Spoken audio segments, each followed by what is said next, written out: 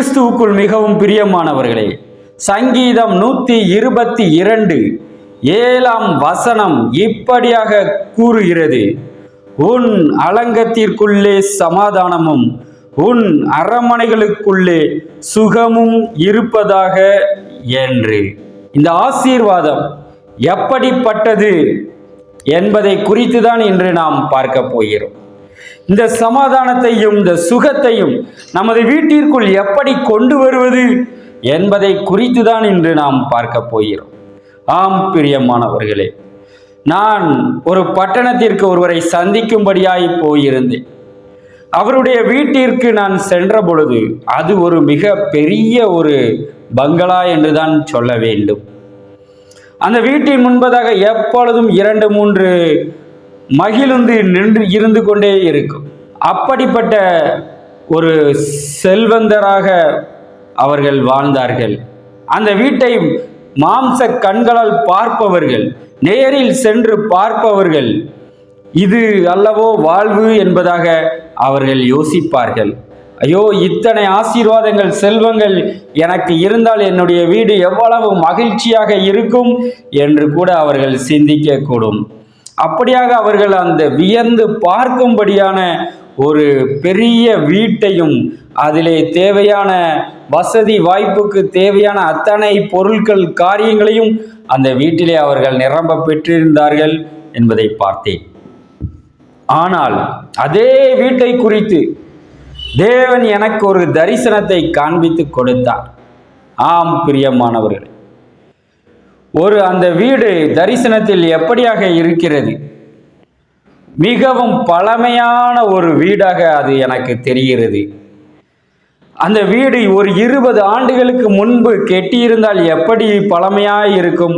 அதன் சுவர்கள் வண்ணம் பூசுதல் எதுவும் இல்லாமல் அப்படியே பொலிவிழந்து போய் இருக்கிறது. நமது வீட்டு சுவர்கள், பழைய வீடுகள் அப்படியே உப்பு பொறிந்து அந்த சுவர்கள் எல்லாம் பெயர்ந்து விழுவது போல இருக்கும் அல்லவா? அப்படிதான் அந்த வீடு இருந்தது. ஒரு ஊரின் ஒதுக்குப்புறத்தில் பழமையான 20 ஆண்டுகளுக்கு மேலாக கட்டி முடிக்கப்பட்ட ஒரு வீடாக அந்த வீடு எனக்கு தரிசனத்திலே காட்சி அளித்தது. நான் அந்த வீட்டிற்கு போகும் பொழுது அந்த வீட்டிற்கு சரியான பாதைகள் இல்லை. ஏதோ ஒரு ஒதுக்கு புறத்தில் சுற்றிலும் அந்த முற்கள் நிறைந்த அந்த உடைமரம் என்று சொல்லுவார்கள், அந்த உடை மரத்தால் அந்த வீடு சூழப்பட்டு இருக்கிறது. போகின்ற பாதை ஒரு சரியான பாதை இல்லை. ஏதோ காட்டு பகுதியில் ஒத்தையடி பாதை இருப்பது போல அந்த வீட்டிற்கு போகும் பாதை இருக்கிறது. அந்த வீட்டை சுற்றிலும் ஒரு இருள் சூழ்ந்து இருக்கிறது. அந்த வீட்டின் வாசலுக்குள் நான் செல்லும் பொழுது, இதுதான் வாசலா? இதற்கு வழியாகவா, இந்த முற்களுக்கு நடுவாகவா, இந்த ஒத்தையடி பாதையில எப்படி இவர்கள் வீட்டிற்குள் போய் வந்து கொண்டிருக்கிறார்கள் என்பதாக ஒரு சந்தேகத்தோடே நான் அந்த வீட்டிற்கு முன்பதாக நான் நின்று கொண்டிருக்கிறேன். இதுதான் இந்த வீட்டிற்கு பாதையா? இதுதான் இந்த வீட்டிற்கு நுழைவு வாயிலா என்பதாக நான் அங்கே இருந்து சற்று குழம்பி கொண்டு சந்தேகத்தோடு பார்த்து கொண்டிருக்கிறேன். அந்த நேரத்தில் அந்த வீட்டிற்குள் இருந்து சில சிறுவர்கள் ஓடி வருகிறார்கள், அந்த வீட்டிற்குள் உள்ளவர்கள். அப்பொழுது என்னால் உறுதியாக அறிந்து கொள்ள முடிந்தது, ஆம், இதுதான் இந்த வீட்டிற்கு நுழைவு வாயில், இதுதான் அந்த வீட்டிற்கான பாதை என்பதாக நான் அறிந்து கொண்டினேன். அங்கே அந்த வீட்டின் சிறுவர்கள் அவர்கள் விளையாடி கொண்டிருந்தார்கள், நின்று கொண்டிருந்தார்கள். ஆம் பிரியமானவர்களே, நம்முடைய மாம்ச கண்களால் நாம் பார்க்கிற இந்த பூமிக்குரிய வீட்டிற்கும் ஆவிக்குரிய வீட்டிற்கும் எத்தனை பெரிய ஒரு வித்தியாசம் இருக்கிறது பாருங்கள். அந்த வீடு ஒருவேளை உலக பிரகாரமாய் பார்க்கும் பொழுது மிகவும் அழகாக கட்டப்பட்டதாக, வலுவானதாக, ஒரு பெரிய பங்களாவாக, வீடாக அது நமக்கு காட்சி அளிக்கிறது. அது வீட்டில் இருக்கிற வாகனங்கள், காரியங்கள், விலை உயர்ந்த காரியங்கள் எல்லாவற்றையும் பார்க்கும் பொழுது நமக்கு அந்த செல்வ செழிப்பை அது நமக்கு உணர்த்துகிறது. ஆனால் அதே வீடு ஆவிக்குரிய கண்களால் நாம் பார்க்கும் பொழுது அந்த வீடு எப்படி இருக்கிறது? மிகவும் மோசமான ஒரு நிலையிலே, பார்ப்பதற்கே விரும்பத்தகாதபடி, போவதற்கே விரும்பக்கூடியதாக இல்லாத ஒரு சூழ்நிலையிலே அந்த வீடு இருப்பதை அந்த தரிசனத்திலே நான் கண்டுகொண்டேன். அந்த வீட்டை சுற்றிலும் முட்கள் இருக்கிறது, உடை மரங்கள் முட்களாக இருக்கிறது. முட்கள் அதனுடைய காரியம் என்ன? பரிசுத்த பவுல், அப்போஸ்தலனாகிய பவுல் எழுதுகிறார், என் சரீரத்தில் என்னை நான் உயர்த்தாதபடி என் சரீரத்தில் ஒரு முள் கொடுக்கப்பட்டு இருக்கிறது, அது என்னை கொட்டும் சாத்தானின் தூதனாய் இருக்கிறது என்று பவுல் கூறுகிறார். ஆம் பிரியமானவர்களே, அந்த முட்கள் சாத்தானுடைய தூதர்களாய் இருப்பதற்கு சமம். அது அங்கே வசிப்பவர்களை குத்தி கொண்டிருப்பதற்கு அடையாளமாய் அந்த தரிசனத்திலே என்னால் பார்க்க முடிகிறது. அடுத்ததாக பார்த்தோம் என்று சொன்னால், அந்த வீட்டை சுற்றிலும் இருள், ஒரு பிரகாசம் இல்லை, இருள் சூழ்ந்திருப்பதை என்னால் பார்க்க முடிகிறது. வெளிச்சம் மிகவும் குறைவாக இருளான வீடாக அது எனக்கு காட்சி அளித்தது. நான் சிந்தித்தேன், இதில் எப்படி இவர்கள் வசிக்கிறார்கள் என்பதாக. ஆம் பிரியமானவர்களே, இப்படிதான் இருள் அந்த வீட்டை சூழ்ந்திருக்கிறது. இதன் அர்த்தம் என்ன? அதை குறித்து ஒரு வேத பகுதியையும் தேவன் எனக்கு காண்பித்து கொடுத்தார். இந்த முட்கள், இதில் வீட்டிலே வசிப்பவர்களின் நிலைமை என்ன, அதை குறித்து நாம் ஒரு வேத பகுதியிலே நாம் இப்படியாக பார்க்கிறோம். சகரியா 8ஆம் அதிகாரத்தில் அதை குறித்து நாம் இப்படியாக பார்க்கிறோம். இந்நாட்களுக்கு முன்னே மனுஷனுடைய வேலையால் பலனும் இல்லை, மிருக ஜீவனுடைய வேலையால் பலனும் இல்லை. போகிறவனுக்கும் வருகிறவனுக்கும் நெருக்கிடையின் நிமித்தம் சமாதானம் இல்லை. எல்லா மனுஷரையும் ஒருவரை ஒருவர் விரோதிக்க செய்தேன். வேதம் பகுதி கூறுகிறது, அங்கே அவர்களுடைய முயற்சியினால் ஒரு பலனும் இல்லை. அவருடைய மிருக ஜீவன் பலன், அதனால் ஒரு பலனும் இல்லை. எல்லாம் வீணாய் இருக்கிறது. ஏன் அப்படி வீணாய் இருக்கிறது? ஏன் ஒரு பலனும் இல்லாமல் அந்த வீட்டில் அப்படி இருக்கிறது? தொடர்ந்து அடுத்ததாக அந்த வசனமே கூறுகிறது, போகிறவனுக்கும் வருகிறவனுக்கும் நெருக்கிடையின் நிமித்தம் சமாதானம் இல்லை. எல்லா மனுஷரையும் ஒருவரை ஒருவர் விரோதிக்க செய்து. அந்த வீட்டில் இருக்கிற மனிதர்கள் யார்? அந்த வீட்டில் இருப்பார்கள், வெளியில் நபர்கள் யாரும் இருக்க முடியாது. அந்த வீட்டில் உள்ள மனிதர்கள் தான் இருப்பார்கள். அவர்கள் ஒருவரை ஒருவர் விரோதிக்கிறார்கள்.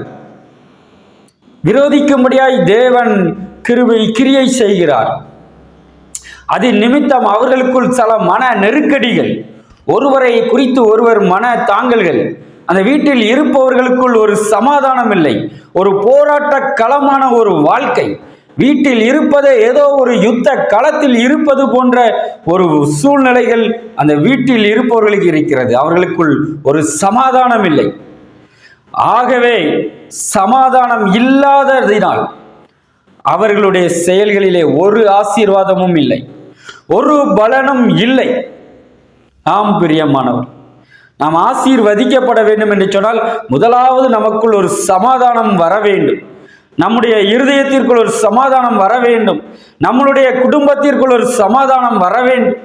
அப்பொழுதுதான் நாம் செய்யும் எந்த காரியத்திலும் ஒரு பலனை நாம் காண முடியும், ஒரு ஆசீர்வாதத்தை நம்மால் காண முடியும், ஒரு நன்மையை நாம் காண முடியும். ஆனால் இப்படிப்பட்ட வீட்டிற்குள் ஒருவரை ஒருவர் விரோதிப்பதினால், ஒருவருக்கு விரோதமாய் ஒருவர் இருப்பதினால், அவர்களுடைய மனதிற்குள் பல நெருக்கடிகள், வேதனைகள், சஞ்சலங்கள், உபத்திரவங்கள் அவர்களோடு இருப்பதினால், இப்படிப்பட்ட போராட்டம் இருப்பதினால், சமாதானம் இல்லாத காரணத்தினால் எந்த நன்மையும் இல்லை. அந்த குடும்பத்திலே ஒரு ஆசீர்வாதம் இல்லை. ஆகவே அப்படி என்று சொன்னால், நாம் பார்த்த சங்கீதம் 122 7ஆம் வசனத்தின்படி, உன் அலங்கத்திற்குள்ளே சமாதானமும் உன் வீட்டிற்குள்ளே சுகமும் இருப்பதாக என்ற அந்த ஆசீர்வாதம் இந்த வீட்டிற்கு இல்லவே இல்லை. ஒருவேளை இன்றைக்கு நம்முடைய வீட்டிலே இப்படி இருக்கும் என்று சொன்னால், தேவாதி தேவன் நமக்கு கொடுக்கும் வார்த்தை இதுதான் பிரியமானவர்களே. 15ஆம் வசனத்தில் இப்படியாக தேவன் கூறுகிறார், இந்நாட்களில் எருசலேமுக்கும் யூதாவுக்கும் நன்மை செய்யும்படி திரும்ப நினைத்தேன், பயப்படாதேயுங்கள் என்று. நீங்கள் சாபமாகி போனது உண்மைதான், சமாதானத்தை இழந்து போனது உண்மைதான், வேதனை அனுபவிப்பது உண்மைதான், நன்மைகளை இழந்து போனது உண்மைதான். ஆனால் தேவன் சொல்லுகிறார், நீங்கள் பயப்படாதீங்கள், உங்களுக்கு நன்மை செய்யும்படி நான் நினைத்திருக்கிறேன் என்று தேவன் சொல்லுகிறார். இப்போதோ இந்த ஜனத்தில் மீதியானவர்களுக்கு நான் முந்தின நாட்களில் இருந்தது போல இருக்க மாட்டேன் என்று சேனைகளின் கர்த்தர் சொல்லுகிறார். விதைப்பு சமாதானம் உள்ளதாய் இருக்கும், திராட்சை செடி தன் கனியை தரும், பூமி தன் பலனை தரும், வானம் தன் பனியை தரும். இந்த ஜனத்தில் மீதியானவர்கள் இதையெல்லாம் சுதந்தரிக்க கட்டளையிடுவேன். சம்பவிப்பது என்னவென்றால், யூதா வம்சத்தாரே, இஸ்ரவேல் வம்சத்தாரே, நீங்கள் புற ஜாதிகளுக்குள்ளே சாபமாய் இருந்தது போலவே ஆசீர்வாதமாய் இருக்கும்படி நான் உங்களை இரட்சிப்பேன். பயப்படாதே, உங்கள் கைகள் திடப்பட கடவது என்று தேவன் அந்த வேத பகுதியிலே கூறுகிறார். இப்படிப்பட்ட சாபங்கள், இப்படிப்பட்ட சமாதான குறைவுகள், இப்படிப்பட்ட சுகமில்லாத தன்மைகள், இப்படிப்பட்ட ஆசீர்வாத குறைவுகள், எல்லா சாபம் நமக்கு ஆசீர்வாதமாய் மாறிவிடும். அதற்கு முன்பதாக நம்மை ஒரு சாபம் பிடித்த குடும்பமாக, சாபமான ஒரு வீடாக, பாழான ஒரு வீடாக, போவதற்கு வழியற்ற ஒரு வீடாக கண்ட கண்கள் எல்லாம் நம்மை அதற்கப்புறம் ஆசீர்வாதமாக நம்மை பார்க்க ஆரம்பித்து விடும். அப்படியாக தேவன் நம்முடைய சாபத்தை எல்லாம் அந்த ஆசீர்வாதத்தை படி ஆசீர்வதிப்பார் என்று வேதம் கூறுகிறது. அப்பொழுது நம்முடைய வீட்டிற்குள் சமாதானம், நம்முடைய அலங்கத்திற்குள் சமாதானம், நம்முடைய வீட்டிற்குள்ளே சுகமும் உண்டாகும் என்று தேவன் கூறுகிறார். ஆனால் இந்த சமாதானத்தை, இந்த ஆசீர்வாதத்தை நாம் பெற்றுக்கொள்ள வேண்டும் என்று சொன்னால், நம்முடைய வீடு சாபத்தில் இருந்து ஆசீர்வாதமான ஒரு வீடாக மாற வேண்டும் என்று சொன்னால் நாம் செய்ய வேண்டிய காரியமும் இருக்கிறது என்று தேவாதி தேவன் அந்த அதிகாரத்திலே நமக்கு காண்பித்துக் கொடுக்கிறார். ஆம், நீங்கள் செய்ய வேண்டிய காரியங்கள் என்னவென்றால், அவன் பிறனோடு உண்மையை பேசுங்கள், உங்கள் வாசல்களில் சத்தியத்துக்கும் சமாதானத்துக்கும் ஏற்க நியாயந்தீருங்கள். ஒருவனும் பிறனுக்கு விரோதமாய் தன் இருதயத்தில் தீங்கு நினையாமலும் பொய் யானையின் மேல் பிரியப்படாமலும் இருங்கள். இவைகளெல்லாம் நான் வெறுக்கிற காரியங்கள் என்று கர்த்தர் சொல்லுகிறார். அல்லேலூயா. நாம் செய்ய வேண்டிய காரியம் என்ன? நம்முடைய வீட்டிலே சமாதானம் இருப்பதற்கு, நம்முடைய அரண்மனையில் சுகம் இருப்பதற்கு நாம் செய்ய வேண்டிய காரியம் என்ன? தேவன் கூறுகிறார், அவன் பிறனோடு உண்மையை பேசுங்கள் என்று. வீட்டில் இருப்பவர்கள் ஒருவருக்கு மறைத்து ஒருவர் பொய்களை பேசாதிருங்கள், உண்மையை பேசுங்கள் என்று சொல்கிறார். அப்பொழுது உங்கள் வீட்டிற்குள் சமாதானம் இருக்கும், உங்கள் குடும்பத்தினருக்குள் ஒரு ஒற்றுமை இருக்கும். அடுத்ததாக உங்கள் வாசல்களில் சத்தியத்திற்கும் சமாதானத்திற்கும் ஏற்ப நியாயம் தீருங்கள் என்று கூறுகிறார். ஒரு காரியத்தை செய்ய வேண்டும் என்று சொன்னால் அந்த காரியத்திலே சத்தியத்தோடு நடந்து கொள்ளுங்கள், சத்தியத்தின் பாதையில் நடந்து கொள்ளுங்கள், சமாதானத்திற்கு ஏற்கும்படியாய் நடந்து கொள்ளுங்கள் என்று கூறுகிறார். அநேக குடும்பங்களில் நாம் பார்ப்போம் என்று சொன்னால், ஒரு பிள்ளைக்கு ஒரு மாதிரியும் இன்னொரு பிள்ளைக்கு இன்னொரு மாதிரியுமாக அவர்கள் செய்வார்கள். சத்தியம், நீதி, நியாயம் எல்லாவற்றையும் விட்டுவிட்டு தனக்கு எது பிரியமோ அவர்கள் அதை நிறைவேற்றுவார்கள். அது நிமித்தம் அந்த குடும்பத்திலே ஒருவருக்கு விரோதமாய் ஒருவர் எழும்புவார்கள். சமாதானம் இல்லாமல் குடும்பம் வேதனையும் சீரழியும் என்பதை நாம் பார்க்கிறோம். அடுத்ததாக கூறுகிறார், ஒருவனுக்கு விரோதமாய் ஒருவன் இருதயத்தில் தீங்கு நினையாதிருங்கள். ஒரு குடும்பத்தில் எத்தனை பேர் இருக்கிறீர்களோ அத்தனை பேரும் நன்றாக இருக்க வேண்டும் என்று நினைக்க வேண்டும் என்று தேவன் கூறுகிறார். ஒருவரை கெடுத்து ஒருவர் வாழ வேண்டும், ஒருவருக்கு வரும் நன்மையை கெடுத்து இன்னொருவர் சந்தோஷமாய் இருக்க வேண்டும் என்று சொல்லி நினையாதிருங்கள் என்று சொல்கிறார். ஒருவருக்கு விரோதமாய் ஒருவர் நீங்கள் தீங்கு செய்யாமல் இருப்பீர்கள் என்று சொன்னால் உங்கள் குடும்பத்திற்குள் ஒரு சமாதானம் வரும், ஆசீர்வாதம் அதனால் உண்டாகும் என்று தேவன் கூறுகிறார். அடுத்ததாக நாம் பார்ப்போம் என்று சொன்னால், பொய் யானையின் மேல் பிரியப்படாமல் இருங்கள் என்று தேவன் கூறுகிறார். பொய்யாய் வாக்குறுதிகள் கொடுப்பது, ஏமாற்றும்படியாய் வாக்குறுதிகளை கொடுத்து அவர்களை ஏமாற்றுகிறது, இதையெல்லாம் நீங்கள் கொடுக்காதிருங்கள் என்று கூறுகிறார். சமீபத்தில் கூட தமிழகத்திலே ஒரு மிகப்பெரிய அரசியல்வாதியின் குடும்பம், அண்ணன் தம்பிக்குள் ஒரு பிரச்சனை, சொத்து பிரச்சனை. தம்பி அரசியல்வாதியாக இருக்கிறார், அண்ணன் குடும்ப தொழில்களை எல்லாம் பார்த்து வருகிறார். இறுதியில் நம்பியிருந்த தம்பிக்கு அண்ணன் பணத்தை கொடுக்காமல் அத்தனை சொத்துக்களையும் தொழில்களையும் எடுத்துக்கொண்டார் என்று நாம் பார்க்கிறோம்.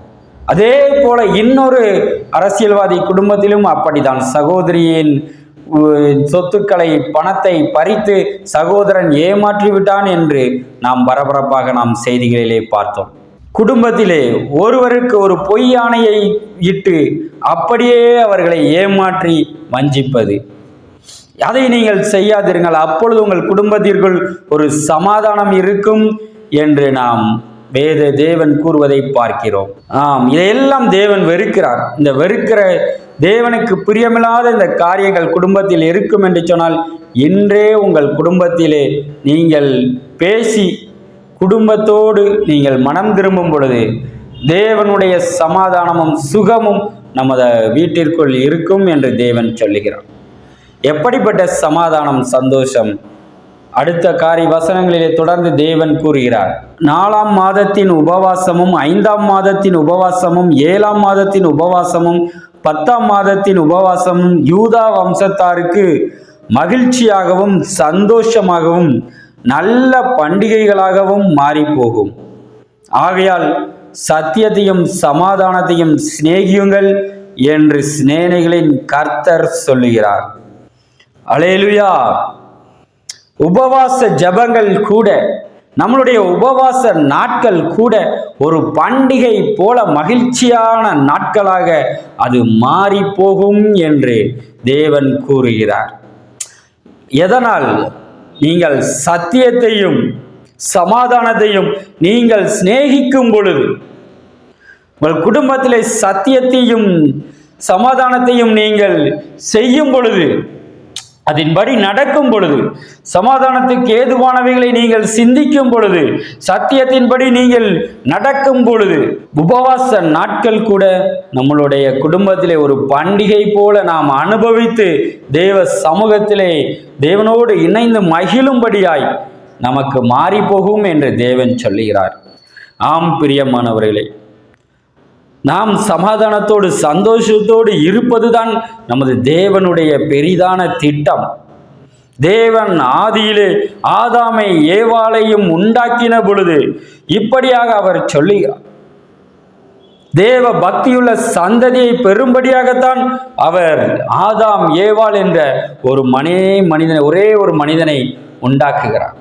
அவன் மூலமாகத்தான் திரள் ஜனங்களாய் இந்த மக்கள் பெருகும்படியாய் ஒரு தேவ பக்தியுள்ள சந்ததியாய் மாறும்படியாய் தேவன் கிருபை செய்திருக்கிறார்.